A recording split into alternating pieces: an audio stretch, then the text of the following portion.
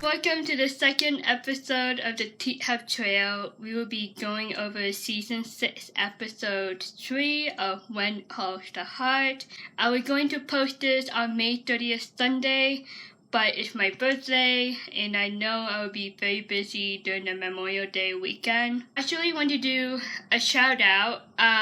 Shelby on Twitter said about the previous episode, "Happy Sunday, Joanna Hart.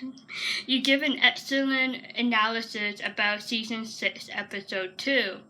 At this point, I'm not sure Lucas was ready to answer any personal questions, but Bill and Fiona's distrust didn't help, although I know they were just concerned about the town." Shout out to Shelby. Thank you for watching. I totally agree what you said. Lucas definitely not ready to answer any personal question. I don't blame him. He is still a new citizen of Hope Valley. And Bill and Fiona definitely very protective of Hope Valley. So we will start with the first scene. Take a look. I mean, what does he think this is, Union City? No, I agree. Something needs to be done about this. What's wrong? It's that Lucas Bouchard. Have you noticed what's been happening at the saloon? Now, I have put up with this remodeling during the day, but that noise at night, at 11, I could hear it at my house. Yes, we heard it too. It woke up poor Cody. This isn't how Tom ran the saloon. And the music he plays, it is quite provocative. Mm-hmm. So, what are we going to do about it? What a great way to start off this episode. Lucas is the hot topic of the town. It's really funny that Florence mentioned about Union City, the contrast between the city life and the town life. And Hope Valley is the town, and it's much quieter than a big city, and they're definitely not used to big noises and late nights. So what will Mayor Abigail do in this episode is definitely a huge challenge for her. She definitely knows that Lucas is doing well because a lot of people are at the saloon and they're having a great time. So what will Abigail do as the mayor?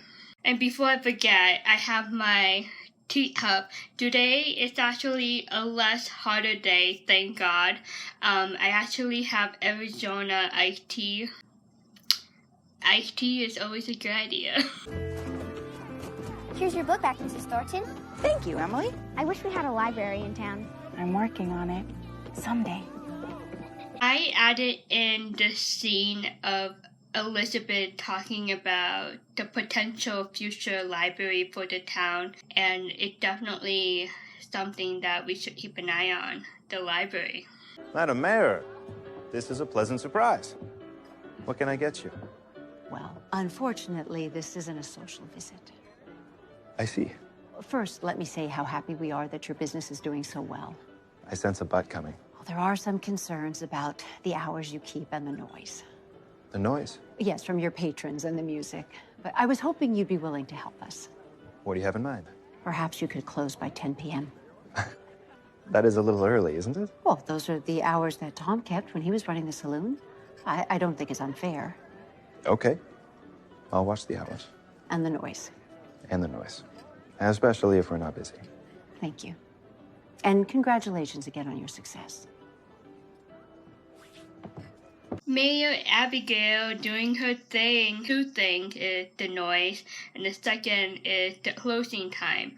So 10 p.m. seemed to be a little too early for Lucas, so I'm wondering if they probably go past midnight. But what do you guys think? You think 10 p.m. is a little bit early? I think 10 p.m. is actually an average time. But the question is she really gonna meet her requirement or her wishes on how he should run the saloon? I thought he agreed to keep it down at night. He did. Apparently, he had a change of heart. Well, I'm going to go and give that man a piece of my mind. No need, Ned. By the look in our mayor's eyes, I'd say she's about to take care of this one herself. Loser picks up the tab. Deal.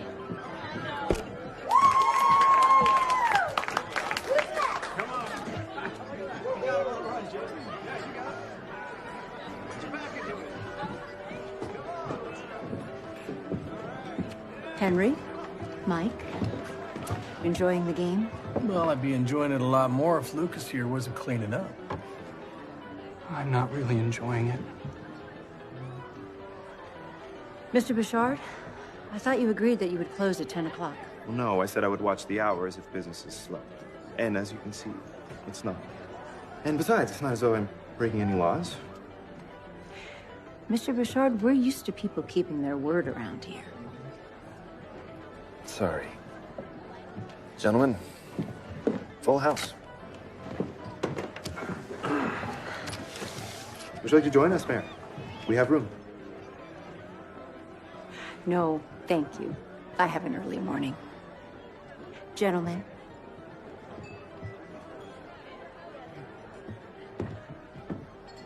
Lucas didn't keep his word, and Abigail definitely mentioned the importance of keeping your word in the town of Hope Valley. It's definitely the norms and the custom of Hope Valley, and Lucas still doesn't know what to expect in Hope Valley, and he definitely crossing the line. I don't think he's being rude on purpose, but at the same time, he thinks that he's still following the rules and that he can do whatever he wants because the saloon is his business. He is not the mayor, Abigail is. So Abigail does have power over him. He looked me in the eye and said he would cooperate. I took him at his word. Well, at least now you know the kind of man you're dealing with. I expected more from Lucas. I thought he was a gentleman. I've met charmers like him before. They give a wonderful presentation, but the flower soon withers on the vine. I don't know what to do about it. After his renovations and grand reopening, a lot of people love the new saloon. Some think it's a nuisance. He believes the law is on his side, and he's right. Doesn't have to be so smug about it. You know, he is a gambler. Why not call his bluff? So there you see it. That is actually the first impression of Lucas from Elizabeth. I wanted to show you that because it definitely shows what Elizabeth really thinks of Lucas, and I think it's really important to keep that in mind as we go forward. And now Abigail has to figure out what to do with Lucas.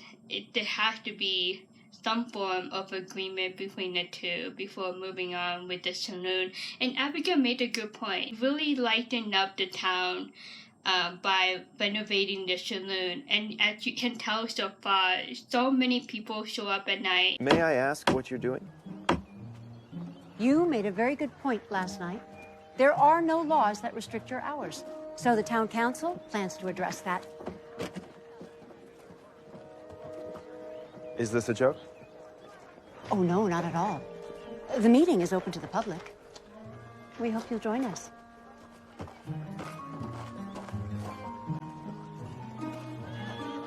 Abigail is definitely working her magic trick. There's definitely no law that can restrict the hours of businesses. And Lucas was right, but I feel like he's taking advantage of that just a little bit. Abigail is just trying to make everyone happy, including Lucas. Lucas is now a citizen of Hope Valley. He is definitely welcome, but not 100% right now. So Abigail is trying to find a middle ground about this situation, and she's definitely stepping up her game. And we'll see what happens at the council meeting. And it's really nice that Abigail invited Lucas. It definitely shows that Lucas is officially a citizen of Hope Valley. I didn't expect Mayor Stanton to take it so personally. No, she takes her job seriously. So do I. There's nothing wrong with people having some harmless fun. The place is busy for a reason. Well, you won't get an argument from me about it. I mean, I always thought that Tom ran this place like a nunnery. If Abigail thinks that I'm gonna roll over, she is mistaken. Well, underestimate our mayor at your peril. She has a annoying tendency of getting her way. That scene between Henry and Lucas is very serious about being a restaurant owner. At the same time, he doesn't want to be rude and disrespectful to the mayor and to the town of Hope Valley. And Henry trying to assure Lucas that it's not entirely a bad thing. He's just trying to find the middle ground between Lucas and Hope Valley, considering the Saloon going to throw Lucas into the fire of Hope Valley. This is an episode of Lucas being challenged by the citizen of Hope Valley, and it's really gonna test his patience and test his loyalty to Hope Valley. Is he really going to be the bad guy and just do whatever he wants to do? Or is he going to respect the wishes of the town, manage the Saloon accordingly to what is respectful to all people in the town? So it's really, this episode definitely like a firing question throwing at Lucas. Like, is he really gonna be a loyal and respectful gentleman of Hope Valley? Does he really belong here in Hope Valley? That's the question. I hope you enjoyed it. Any comment, any thought, please put them below. Please share this with your other hearty friends. The more, the merrier. To my American hearties, I hope you have a beautiful and fun and relaxing Memorial Day weekend. And thank you to those who fought for our country and who is fighting for us now. God bless you all. I'll see you next time. Bye.